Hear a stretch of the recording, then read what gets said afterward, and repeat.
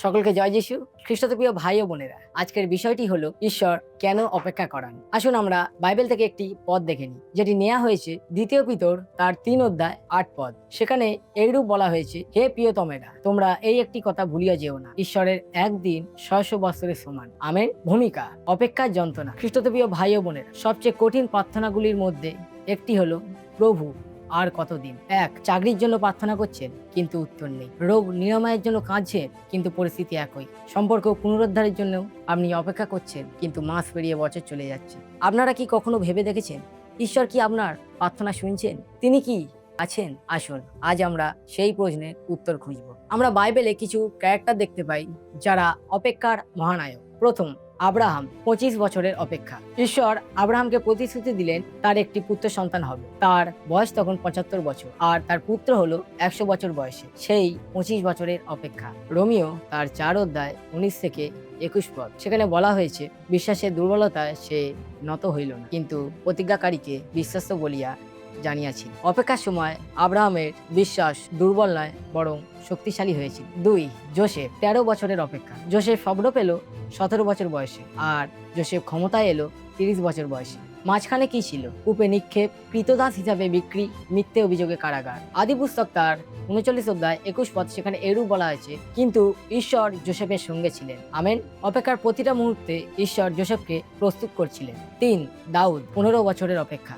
দাউদ অভিষিক্ত হলেন কিশোর বয়সে আর রাজা হলেন 30 বছর বয়সে। মাঝখানে গুহায় পালিয়ে বেড়ানো, শাউলের তাড়া এবং সেই বন্ধুদের বিশ্বাসঘাতকতা। আর সেই গুহার মধ্যেই লেখা হলো সবচেয়ে গভীর গীত সংগীতাগুলি। গীত সংগীতা তার 42 অধ্যায় 11 পদ, সেখানে এইরূপ বলা হয়েছে, আমার আত্মা কেন অধপতিত, কেন আমার মধ্যে অস্থির? ঈশ্বরের প্রত্যাশায় থাকো। আমেন। কষ্টের মধ্যে সবচেয়ে বেশি উপাসনা জন্ম নেয়। খ্রিস্টতে প্রিয় ভাই ও বোনেরা, আসুন আজ আমরা দেখে নেব ঈশ্বর আমাদের কেন অপেক্ষা করান, তার 6টি কারণ। 1, চরিত্র গঠনের জন্য। রোমিও তার 5 অধ্যায় 3 থেকে 4 পদে এইরূপ বলা হয়েছে, সহিষ্ণুতা পরীক্ষিত চরিত্র জন্মায়। আমেন। তাৎক্ষণিক উত্তর তাৎক্ষণিক আনন্দ দেয়, কিন্তু দীর্ঘ অপেক্ষা দীর্ঘস্থায়ী চরিত্র গড়ে। 2, প্রস্তুতির জন্য।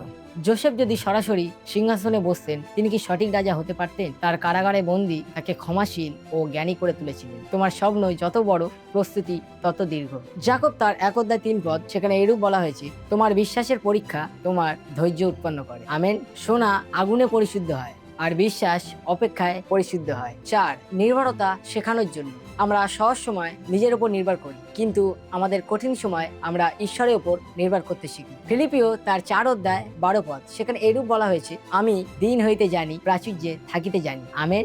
5, সঠিক সময়ের জন্য। উপদেশক তার 3 অধ্যায় 11 পদ, সেখানে এরূপ বলা হয়েছে, তিনি সবকিছু তার সময় সুন্দর করেছেন। আমেন। ঈশ্বর দেরি করান না, তিনি তার নিখুঁত সময় কাজ করেন। লাসারের মৃত্যুর খবর পেয়েও যিশু আরো 2 দিন থাকলেন। যোহন তার 11 অধ্যায় 4 পদ, সেখানে এরূপ বলা হয়েছে, এই রোগ মৃত্যুর জন্য নয়, এই মৃত্যু ঈশ্বরের মহিমার জন্য। আমেন। লাসারের কবর থেকে পুনরুত্থান ঈশ্বরের দেরির ফল ছিল ঈশ্বরের মহিমা। 6, অন্যদের জন্য প্রস্তুতি। মাঝে মাঝে অপেক্ষা শুধু আমাদের জন্য নয়, অন্যদের জন্য। যোসেফ কারাগারে ছিলেন ততদিন মিশরের রাজা প্রস্তুত হননি। ঠিক সময় দরজা খুলল। খ্রিস্টতে প্রিয় ভাই ও বোনেরা, অপেক্ষার সময় আপনারা কি করবেন? আসুন আমরা তা জেনে নিই। 1, প্রশংসা চালিয়ে যাব। পেরি তার 16 অধ্যায় 25 পদ, সেখানে এইরূপ বলা হয়েছে, মধ্যরাতে পৌল ও শীল প্রার্থনা করিতে করিতে ঈশ্বরের স্তবগান গাইলেন। আমেন। আর সেই সময় ঈশ্বর ভূমিকম্প পাঠালেন আর দরজা খুলে গেল। অপেক্ষার মধ্যে উপাসনা করলে দরজা খুলে যায়। গালাতীয় তার 6 অধ্যায় 9 পদে, সেখানে এইরূপ বলা হয়েছে,